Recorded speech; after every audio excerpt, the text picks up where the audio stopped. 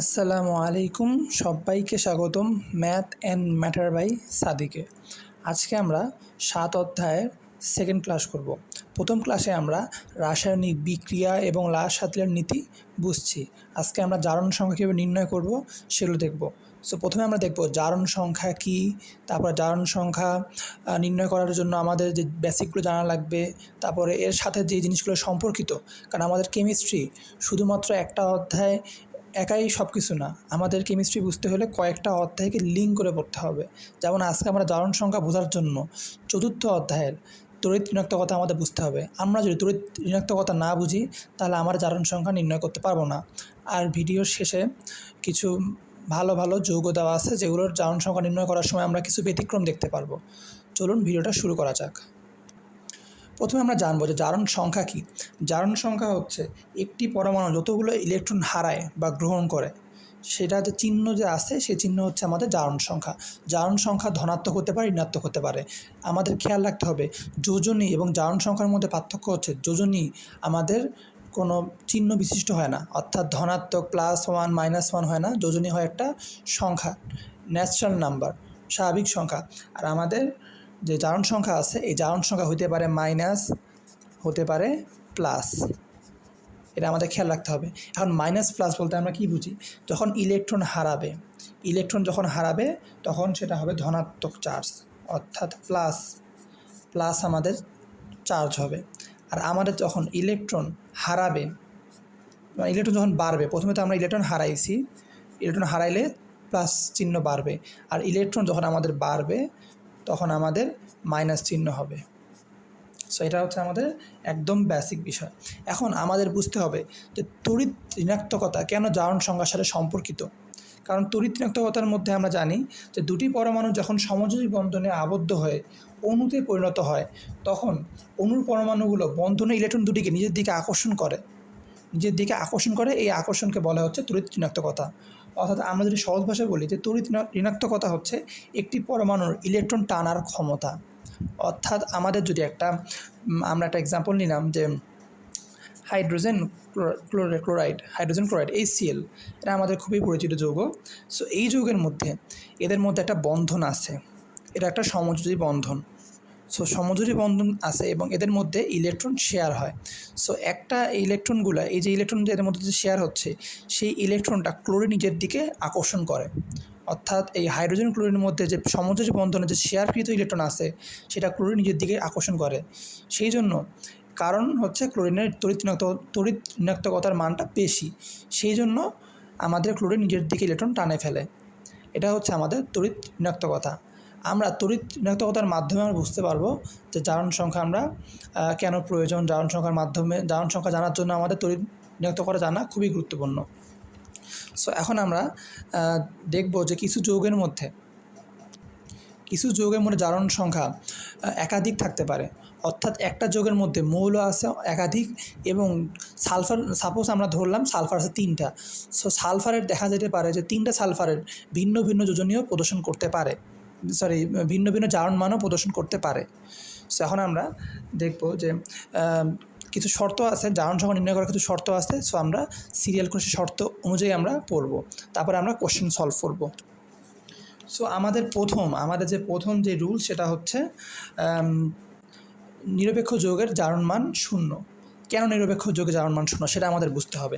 So আমরা নিরপেক্ষ যৌগ বলতে বুঝি এরকম। সো নিরপেক্ষ যৌগ, সো হাইড্রোজেন হতে পারে, অক্সিজেন হতে পারে, আমাদের হতে পারে Cl2, এটা আমাদের যে কোনো যৌগ হতে পারে।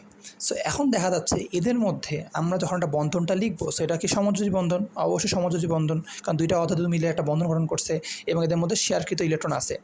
সো এও হাইড্রোজেন এই হাইড্রোজেন এদের মধ্যে তড়িৎ ঋণাত্মকতার মান তো সমান হবে, মানে এরও যেই তড়িৎ ঋণাত্মকতার মান এরও সেই তড়িৎ ঋণাত্মকতার মান। সেই জন্য এদের মধ্যে আকর্ষণের কারো কম বেশি হবে না, যার কারণে এদের মধ্যকার জারণ মান হবে হচ্ছে 0। এখন আমরা কিছু মৌলের জারণ মানগুলো আমরা জেনে রাখবো, যেগুলো আমাদের কোশ্চেন সলভ করার সময় কাজে আসবে। সো প্রথমে আমরা দেখবো হাইড্রোজেনের জারণ মান কত। তড়িৎ ঋণাত্মকতা হচ্ছে 2.1 হাইড্রোজেনের। তারপর আমাদের অক্সিজেনের হচ্ছে 3.5, নাইট্রোজেনের হচ্ছে 3.0। এরপর আমাদের ক্লোরিন হচ্ছে 3.0, সালফারের 2.5, এরপর আমাদের কার্বনের হচ্ছে 2.5। সো আমরা যদি এই 6টা মৌলের তড়িৎ ঋণাত্মকতার মান জানি তাহলে আমাদের জন্য কাজে আসবে, কারণ এগুলো মৌলের বেশিরভাগ সময় আমাদের যৌগের মধ্যে ব্যবহৃত হয়। সেজন্য আমাদের এই মানগুলো যদি মনে রাখি তাহলে আমরা বুঝতে পারবো যদি আমাদের কার্বন এবং হাইড্রোজেন যখন বন্ধন করবে কে ইলেকট্রন টানবে, কে এখানে ধনাত্মক হবে। কারণ আমরা জানি যে হাইড্রোজেন দুই ধরনের চিহ্ন প্রদর্শন করে, একটা হচ্ছে প্লাস, একটা হচ্ছে মাইনাস। অর্থাৎ হাইড্রোজেন ইলেকট্রন গ্রহণও করে, আবার হাইড্রোজেন ইলেকট্রন ত্যাগও করে।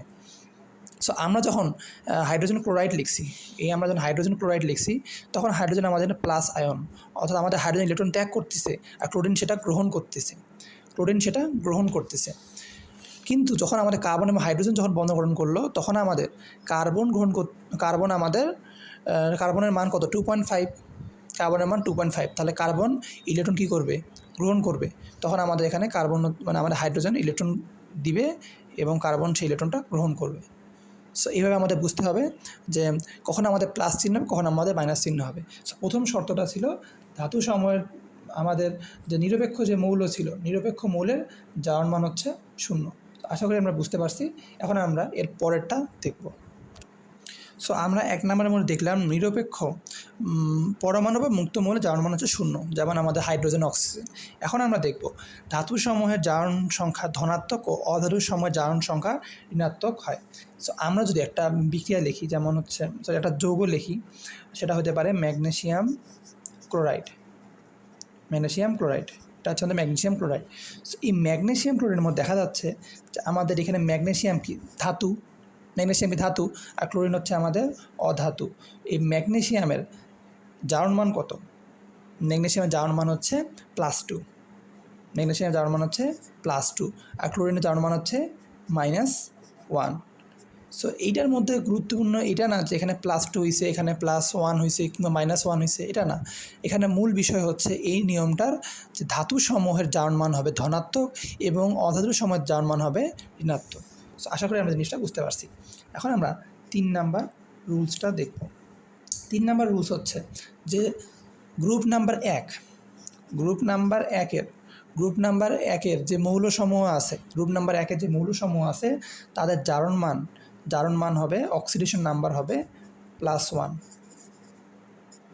+1 হবে অক্সিডেশন নাম্বার। আবার আমাদের যে গ্রুপ 2 আছে, তার অক্সিডেশন নাম্বার বা জারণ মান হবে +2। যেমন আমরা এখানে লিখতে পারি গ্রুপ 1-এর ধাতু হতে পারে পটাশিয়ামের জারণ মান হচ্ছে +1, সোডিয়ামের +1। এখন আমাদের যে গ্রুপ 2 আছে, গ্রুপ 2 এর মধ্যে হতে পারে ম্যাগনেসিয়ামের হচ্ছে +2। সো আমরা 2 নম্বর গ্রুপের যে মৌলগুলো আছে যেমন হতে পারে ক্যালসিয়াম +2। সো এরকম আমরা দেখতে পাবো যে গ্রুপ 1-এর মধ্যে জারণ মান আছে তাদের হচ্ছে +1, আর গ্রুপ 2 এর হচ্ছে +2। সো আমরা এটা বুঝতে পারছি। এখন আমরা আরেকটা রুলস দেখব যে আমাদের যে জারণ মান আছে, এই জারণ মান সমান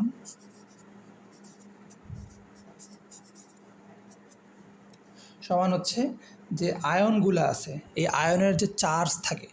অর্থাৎ আমরা যদি লিখি আমরা লিখতে পারি অ্যামোনিয়াম। সো অ্যামোনিয়ামের ক্ষেত্রে কী হবে? NH4+। সো অ্যামোনিয়াম, এখানে কি এটা প্লাস চিহ্ন, সো এটা হচ্ছে আমাদের অ্যামোনিয়াম। সো এখানের মধ্যে বলা হয়েছে যে জারণ মান যেটা হবে সেটা সমান হবে এই যে আয়নের যে চার্জ আছে, যে চিহ্নটা আছে সেটার সমান। এখানে +1, তাহলে এটা +1-এর সমান হবে। তার মানে চার্জ অন আয়ন, মানে আমাদের যে মানটা থাকবে চার্জের চিহ্নের, সেটা হচ্ছে আমাদের জারণ মানের সমান হবে। সো আমরা একটা এক্সাম্পল দেখি। সো আমরা এখানে লিখতে পারবো যে আমরা লিখতে পারি হচ্ছে একটা যৌগ লিখব। যেমন লিখতে পারি আমরা লিখতে পারি হচ্ছে অ্যামোনিয়া। এই অ্যামোনিয়া কি +1, তাহলে অ্যামোনিয়ামের যে জারণ মান আছে, এই জারণ মান হবে হচ্ছে +1। তবে আমরা যদি লিখি যে কার্বনের যে মূল, সো CO3 2 মাইনাস, সো এই -2 হচ্ছে এই যৌগটার হচ্ছে জারণ মান, মানে এইটা যৌগটার জারণ মান যেটা বের করবো সেটা সমান আমরা লিখবো -2, আর +1 এটা প্লাস আছে তার মানে +1, তাহলে জারণ মান সমান 4 জন আয়ন। সো আমরা এটা বুঝতে পারছি। এখন আমরা পরের রুলসটা দেখব। এখন আমরা দেখব যে ধাতব হ্যালাইড, অর্থাৎ আমার যে হ্যালোজেন গ্রুপের মৌল আছে যেটাকে আমরা X দ্বারা ডিনোট করি, যে X হচ্ছে আমাদের হ্যালোজেন, এই হ্যালোজেন গ্রুপের মৌলের জারণ মান হচ্ছে -1, যেমন হতে পারে ক্লোরিনের -1, তারপরে আমাদের ফ্লোরিনের হচ্ছে -1। সো F হচ্ছে ফ্লোরিন, Cl হচ্ছে -1, ফ্লোরিন, ক্লোরিন, ব্রোমিন, আয়োডিন এগুলোর হচ্ছে -1, কারণ হ্যালোজেন গ্রুপের যতগুলো মৌল আছে সবার জারণ মান হবে -1। সো আমরা এটা বুঝতে পারছি। এখন এরপরে আমরা দেখব হাইড্রোজেনের হচ্ছে কিছু জারণ মান দেখব। এই হাইড্রোজেনের আমরা কিছু অবস্থা দেখতে পাচ্ছি যে হাইড্রোজেন 3 ধরনের ধর্ম প্রদর্শন করে। সো হাইড্রোজেনের প্রথম যে ধর্ম সেটা মুক্ত অবস্থায়, অর্থাৎ যেটাকে আমরা বলি মুক্ত মৌল, বা এটাকে ইংলিশে আমরা বলি ফ্রি স্টেট, এটাকে ইংলিশে বলা হয়। সো ফ্রি স্টেট যেমন হতে পারে হাইড্রোজেন, সো এটা হচ্ছে আমাদের ফ্রি স্টেট বা মুক্ত মৌল। সো এই মুক্ত মৌলের জারণ মান হচ্ছে 0, এই মুক্ত মৌলের জারণ মান 0। আর যখন আমাদের এই হাইড্রোজেন যখন ধাতুর সাথে যুক্ত হবে, ধাতু বা যেটাকে আমরা মেটালস বলি, ধাতুর সাথে যুক্ত হলে তখন জারণ মান যেমন আমরা লিখতে পারি এই যে NaH, সোডিয়াম আছে, হাইড্রোজেন আছে, সোডিয়াম ধাতুর সাথে যুক্ত হয়েছে, সেক্ষেত্রে আমাদের এই হাইড্রোজেনের জারণ মান হবে -1। আর আমরা যখন অধাতুর সাথে যুক্ত হবে, অধাতু যেটাকে আমরা বলি নন মেটাল, তখন হবে আমাদের যেমন HCl লিখতে পারি। সো এই HCl এর মধ্যে জারণ মান হবে +1। তাহলে যখন মুক্ত হবে তখন 0, যখন ধাতু হবে তখন -1, আর অধাতু হলে +1। সো আশা করি আমরা হাইড্রোজেনটা বুঝতে পারছি। এখন আমরা দেখব আমাদের অক্সিজেন। এই অক্সিজেনও আমাদের কয়েক ধরনের ধর্ম প্রদর্শন করে। সো অক্সিজেন আমাদের 4 ধরনের ধর্ম প্রদর্শন করে। একটা হচ্ছে ফ্রি স্টেট বা মুক্ত অবস্থায়, যেমন হতে পারে অক্সিজেন এই O2, এটা হচ্ছে আমাদের মুক্ত অবস্থায়। এখানে আমাদের অক্সিজেনের জারণ মান হবে 0। এখন অক্সাইড আকারে আমাদের অক্সিজেন সর্বোচ্চ আমরা এই রূপে দেখতে পারি অক্সাইড আকারে, যেমন আমাদের কার্বন ডাই অক্সাইড, তারপরে সালফার ডাই অক্সাইড। এই অবস্থায় অক্সিজেনের জারণ মান হচ্ছে -2, এটা আমরা সবাই জানি। এখন হচ্ছে পার অক্সাইডের ক্ষেত্রে জারণ মান হচ্ছে -1। যেমন আমরা উদাহরণ লিখতে পারি Na2O2, এটা হচ্ছে আমাদের একটা পার অক্সাইড। এখন আমরা আরেকটা উদাহরণ দিতে পারি, সেটা আমরা একটু চিত্রসহ দেখব। H2O2, এটাও আমাদের পার অক্সাইড। সো এইটার আমরা গঠন যদি আঁকি, কীভাবে এটা -1 হলো সেটা আমরা একটু দেখব। সো আমরা লিখলাম এটা হাইড্রোজেন, এখানে অক্সিজেন, এখানে হাইড্রোজেন, এখানে হচ্ছে অক্সিজেনের সাথে অক্সিজেন বন্ড, দেন এখানে হচ্ছে আমাদের হাইড্রোজেন। সো এইটার গাঠনিক ফর্ম হচ্ছে এইটা। সো এই হাইড্রোজেন এবং অক্সিজেন আছে, হাইড্রোজেন কী করে, ইলেকট্রন দিচ্ছে অক্সিজেনকে, তাহলে এটা হচ্ছে +1, আর সে নিল -1। অক্সিজেন আর অক্সিজেন একসাথে যুক্ত হয়েছে, তার মানে এটা কি, এটা O2 গঠন করছে, আর O2 এর জারণ মান কত, 0, তাহলে অক্সিজেন 0। আবার এই হাইড্রোজেন অক্সিজেনকে দিচ্ছে, তাহলে এখানে +1 -1, তাহলে এই অক্সিজেনের জারণ মান -1, এই অক্সিজেনের জারণ মান -1। আর এখানে আমাদের এই পটাশিয়াম সুপার অক্সাইড, এটা আমাদের KO2, আর সোডিয়াম সুপার অক্সাইড যেটা আছে এটা হচ্ছে আমাদের NaO2, আর এদের ক্ষেত্রে জারণ মান হচ্ছে -1/2। সুপার অক্সাইডের ক্ষেত্রে জারণ মান হচ্ছে অক্সিজেনের -1/2। সো আশা করি আমরা এই রুলসগুলো বুঝছি। এখন আমাদের সর্বশেষ যে রুলটা আছে, যে রুলটা আমাদের পরীক্ষা মনে সবচেয়ে বেশি ব্যবহৃত হয়, সেই রুলসটা আমরা এখন দেখব।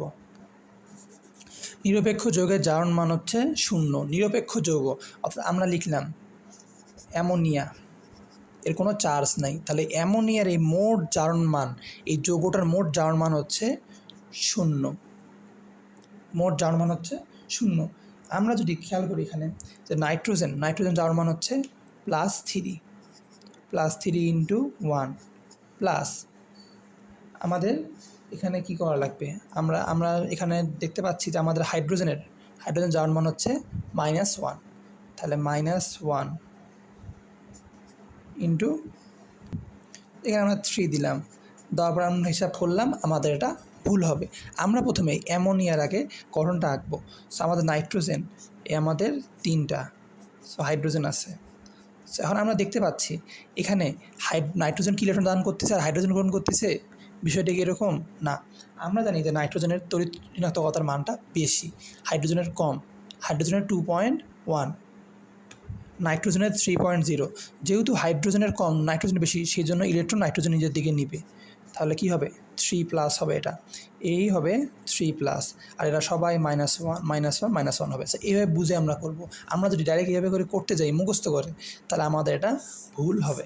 সো আমরা প্রথমে কী করব, আমরা এখানে দেখতে পাচ্ছি যে এখানে আমাদের নাইট্রোজেন হচ্ছে -3, কারণ নাইট্রোজেন ইলেকট্রনটা গ্রহণ করছে, আর আমাদের হাইড্রোজেনগুলো প্লাস, সেই জন্য আমাদের এখানে প্লাস দেওয়া লাগবে। মাইনাস দিলে আমাদের এটা ভুল হবে। তাহলে আমরা নাইট্রোজেনকে লিখব -3 × 1 প্লাস আমাদের হাইড্রোজেনের কত জার্মান মান? +1। তাহলে +1 ইন্টু হচ্ছে 3। সো এটা আমরা লিখলাম ইকুয়াল কত? 0, কারণ মোট 0। তাহলে এটা হচ্ছে -3, আর 1-এর সাথে 3 গুণ করলে 3, -3 + 3 সমান এই 0 = 0। তাহলে আমাদের দেখতে পাচ্ছি যে নিরপেক্ষ যে যৌগ আছে তার জারণ মান হচ্ছে 0। একটা অতিরিক্ত আমরা রুলস দেখব, যেটা আমাদের বইয়ের মধ্যে দেওয়া নাই। সেটা হচ্ছে যখন আমাদের অ্যালয় আকারে থাকবে যৌগগুলা, তখন আমাদের প্রত্যেকটা মৌলের জারণ মান হবে 0। প্রত্যেকটা মৌলের জারণ মান হবে 0। আমরা একটা যে এক্সাম্পল দেখি, এই কপার সাথে আমাদের মার্কারি যুক্ত হয়েছে, এখানে কপারের জারণ মান 0, মার্কারির জারণ মান 0। আমরা যে আরেকটা এক্সাম্পল দেখি, কপারের সাথে আমাদের অরাম যুক্ত হয়েছে, সেক্ষেত্রে আমাদের এর জারণ মান 0, এর জারণ মান 0। অর্থাৎ যেখানে অ্যালয় উৎপন্ন হবে সেই সকল ক্ষেত্রে আমাদের যে প্রত্যেকটা মৌলের জারণ মান হবে 0। সো আমাদের এই পর্যন্ত বেসিকগুলো ছিল। এখন আমরা কোশ্চেন সলভ করব। এই যতগুলো আমরা রুলস শিখলাম, এই রুলসের আলোকে আমরা এখন কোশ্চেন সলভ করব। ফার্স্ট কোশ্চেন, সালফিউরিক অ্যাসিডে এখানে সালফারের জারণ মান কত? সো আমাদের যখন নিরপেক্ষ যৌগ দেওয়া থাকবে, আমরা প্রথমে এটা সমান লিখব 0। সো এটা ইকুয়াল হচ্ছে আমাদের 0। আমরা জানি হাইড্রোজেনের জারণ মান হচ্ছে +1, তাহলে আমরা লিখব হচ্ছে +1 × 2, কারণ 2টা এখানে আছে। কয়টা আছে? 2টা আছে। প্লাস সালফার, যেটা আমাদের বের করতে বলবে সেটা আমরা ধরবো x, প্লাস আমাদের অক্সিজেনের জারণ মান কত? -2। সো এটা হচ্ছে -2 ইন্টু কয়টা আছে? 4টা আছে, ইন্টু 4 দিব, ইকুয়াল 0।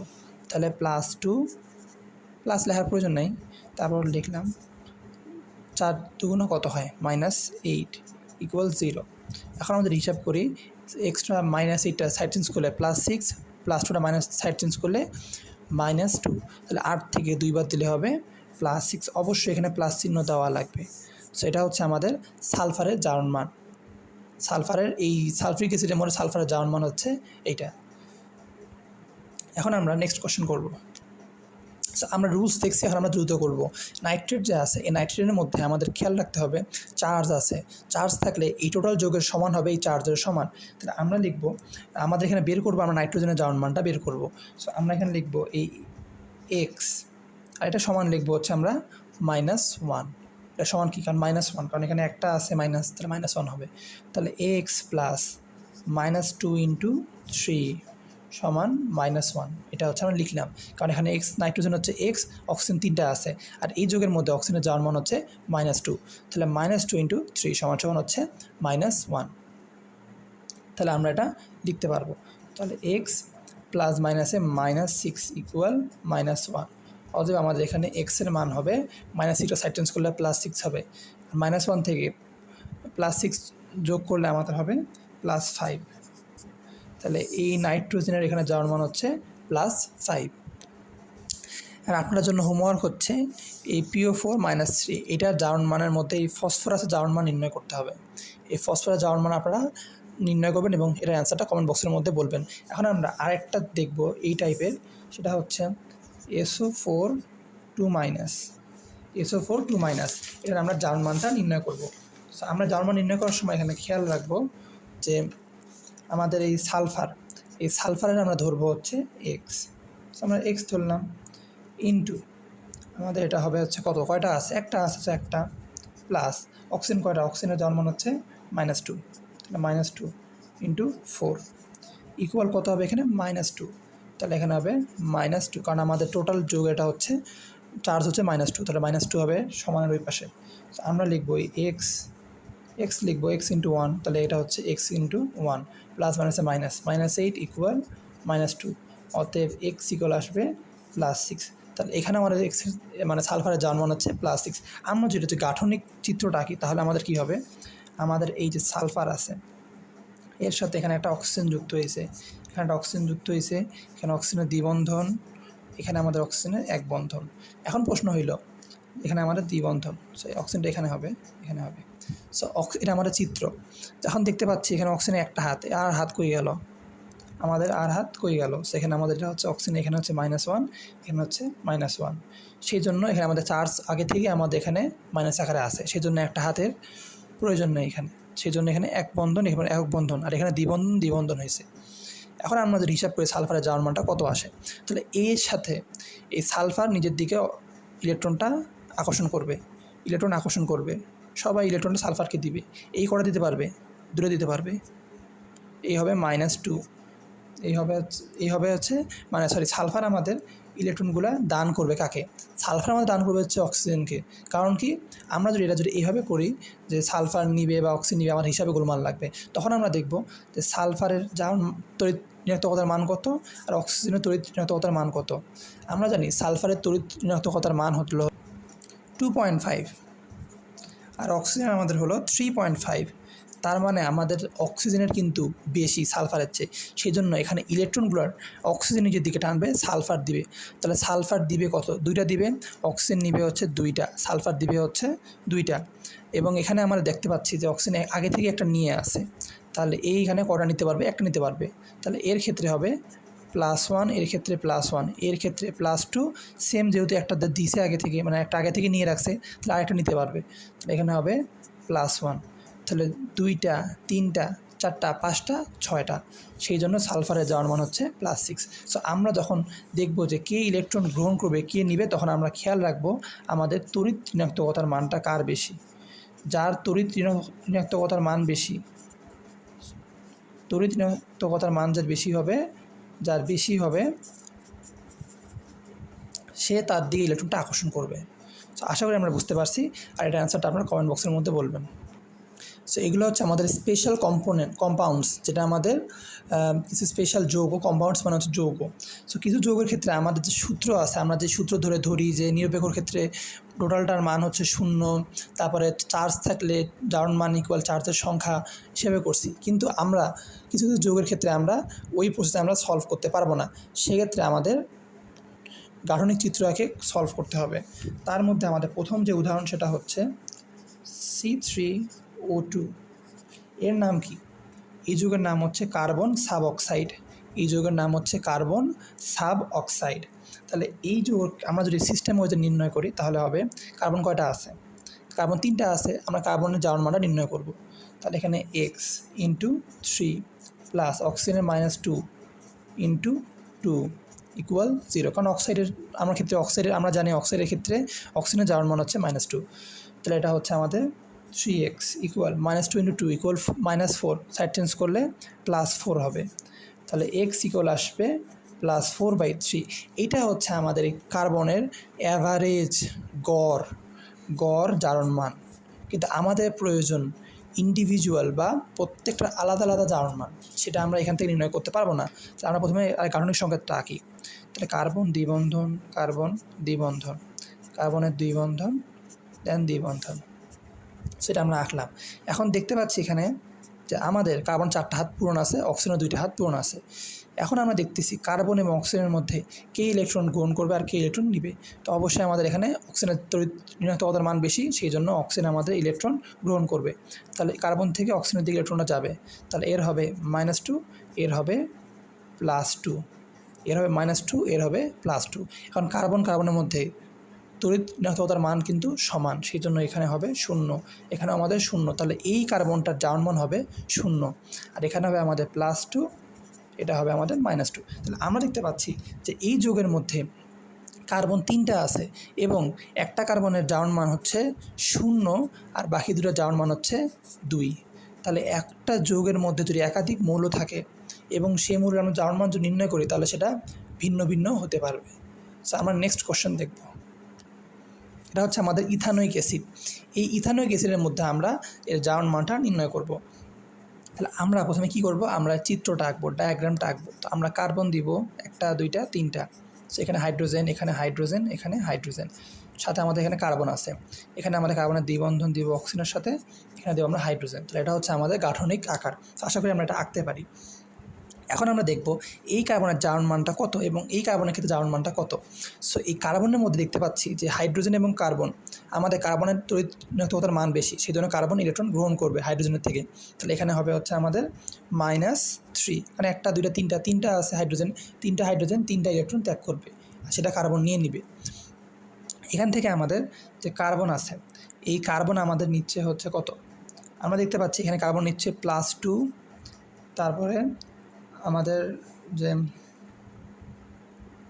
COOH, আমাদের সংখ্যাটার মধ্যে এখানে একটু ভুল হয়েছে, সেটা হচ্ছে এখানে আমাদের এটা অক্সিজেন হবে এবং এখানে হাইড্রোজেন হবে। এখন হচ্ছে আমাদের এটা ঠিক আছে COOH, তাহলে CH3, এটা CH3 এবং COOH। এখন আমরা দেখতে পাচ্ছি যে এখানে কার্বনের এখান থেকে +2 পাচ্ছে, +2, এখান থেকে আমরা পাচ্ছে কত, পাচ্ছে আমাদের +2, সাথে আরেকটা পাচ্ছে +1, +2 আর একটা 1, তাহলে 3টা পাইলো। আর এখানে আমাদের হাইড্রোজেন দিচ্ছে +1, এই হচ্ছে -1, কারণ এই অক্সিজেনের প্রয়োজন -2, অক্সিজেনের হচ্ছে কত -2। তাহলে কার্বন কটা দিচ্ছে, একটা দিচ্ছে, আর হাইড্রোজেন থেকে একটা নিচ্ছে, নিয়ে 2টা হইলো। তাহলে কার্বন দিল একটা, সেই জন্য +1, আর এখানে শুধুমাত্র অক্সিজেন আছে, সেই জন্য কার্বন 2টা ইলেকট্রন দিচ্ছে অক্সিজেনকে, আর অক্সিজেন সেই 2টা নিয়ে -2 হইতেছে। তাহলে এই CH3 এর মধ্যে, এইটুকের মধ্যে এই কার্বনের জারণ মান কত, -3, আর এই COOH, এই COOH এর মধ্যে কার্বনের জারণ মান হচ্ছে +3। আশা করি আমরা জিনিসটা বুঝতে পারছি। এই যৌগটা আমাদের একটা স্পেশাল যৌগ, কারণ এই যৌগের মধ্যে 2টা যৌগ বিদ্যমান আছে, অর্থাৎ এটা যৌগ হলেও এর মধ্যে আরও একটা যৌগ আছে। সো এটাকে আমরা দুইভাবে ভাঙতে পারবো, একটা হচ্ছে FeO আর একটা হচ্ছে Fe2O3। Fe2O3। সো এখন আমরা এই যৌগের মধ্যে আমরা জারণ মানটা খুব সহজে নির্ণয় করতে পারবো। আমরা এখানে একটু হিসাব করবো দ্রুত। আমরা জানি অক্সিজেন এটা কিন্তু অক্সাইড আকারে আছে, তো অক্সিজেন যদি অক্সাইড আকারে থাকে তাহলে আমাদের এখানে অক্সিজেনের জারণ মান কত, -2 হবে। তাহলে এটা যদি +2 হয় এবং এটা যদি -2 হয়, তাহলে সেক্ষেত্রে নিরপেক্ষ যৌগের জারণ মান 0। তাহলে আমরা দেখব যদি নিরপেক্ষ যৌগ হয়, তাহলে এটা যদি আমাদের -2 হয়, তো এটা আমাদের +2 হবে, তাহলে আমাদের 0 হবে। আর এখানে আমরা দেখতে পাচ্ছি অক্সিজেনের জারণ মান কত, অক্সিজেনের জারণ মান হচ্ছে -2, তাহলে -2 × 3। আমরা ফেরাসেরটা বের করবো, তাহলে আমরা লিখবো হচ্ছে x প্লাস, আর এখানে 2 দ্বারা আমরা গুণ করবো, কারণ 2টা ফেরাস আছে। তাহলে এটা হচ্ছে আমাদের 2x ইকুয়াল আমাদের কত, 0। তারপরে প্লাস মাইনাসে মাইনাস, প্লাস মাইনাস এটা আমাদের হবে মাইনাস হবে, তাহলে -6 = 0। তাহলে x ইকুয়াল কত আসলো, আমাদের এখানে 3 আসলো। তাহলে আমাদের এখানে ফেরাসে যাওয়ার মান হচ্ছে +3, আর এখানে আসলো +2। তাহলে একই আমাদের যোগ, মানে একই হচ্ছে আমাদের একটা যোগও, কিন্তু এখানে ফেরাসে 2টা আমরা জারণ মান পাইতেছি। তো এখন আমরা দেখবো একটা স্পেশাল যৌগ যার নাম হচ্ছে CrO5। এটা হবে ক্রিস্টিয়ানো রোনালদো না, এটা হচ্ছে আমাদের ক্রোমিয়াম পেন্টঅক্সাইড। এই ক্রোমিয়াম পেন্টঅক্সাইড এটা হচ্ছে একটা সুন্দর, অনেক সুন্দর একটা স্ট্রাকচার আছে, যার নাম হচ্ছে বাটারফ্লাই স্ট্রাকচার, যেটা আমরা চিত্র দেখলেই বুঝবো। তো Cr, এটা হচ্ছে ডাবল বন্ড, এখানে ডাবল বন্ড হবে, তারপর এখানে আমাদের হবে অক্সিজেনের একটা বন্ধন, দেন অক্সিজেনের সাথে অক্সিজেনের একটা বন্ধন, এই অক্সিজেনের সাথে এটা বন্ধন, দেন এর সাথে এখানে আমাদের অক্সিজেন হবে, তারপর অক্সিজেনের সাথে এখানে অক্সিজেন হবে, অক্সিজেন আর অক্সিজেন আমাদের বন্ধন হইল। সো এটা হচ্ছে আমাদের এই ক্রোমিয়াম পেন্টঅক্সাইডের গাঠনিক সংকেত, দেখতে অনেকটা আমাদের বাটারফ্লাইয়ের মতো। তো এখন আমরা দেখব এখানে ক্রোমিয়াম জারণ মান কত।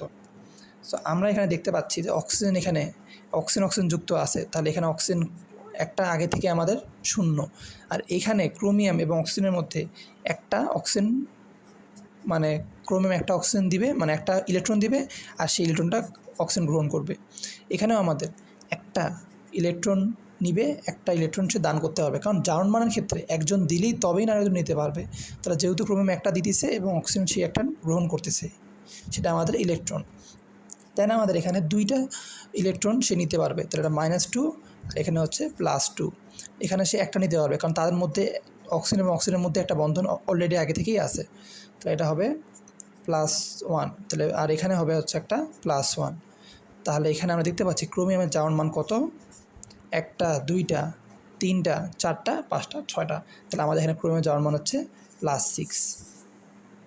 সো আজকের ভিডিওটা এই পর্যন্ত। দেখা হবে পরের ভিডিওর মধ্যে। আমরা এর পরের ভিডিওর মধ্যে জারণ বিজারণ বিক্রিয়া এটা আমরা খুব ভালো মতো শিখব। এখন কথা হচ্ছে, অনেকে বলতে পারে যে আগে জারণ বিজারণ বিক্রিয়া আমরা কেন দেখলাম না, আগে কেন জারণ মানটা দেখলাম? কারণ জারণ বিজারণ বিক্রিয়া বোঝার জন্য সবার আগে আমাদের প্রয়োজন জারণ মান সম্পর্কে ধারণা। আমরা জারণ মান যদি না বুঝি ভালো মতো, তাহলে আমাদের পক্ষে জারণ বিজারণ বিক্রিয়া বোঝা সম্ভব না। সেই জন্য আমরা আগে জারণ মান নির্ণয় করা শিখছি। সো আশা করি আপনাদের জারণ মান নির্ণয় করতে কোনো সমস্যা হবে না। সো দেখা হবে পরের ক্লাসে। আসসালামু আলাইকুম রহমতুল্লাহ।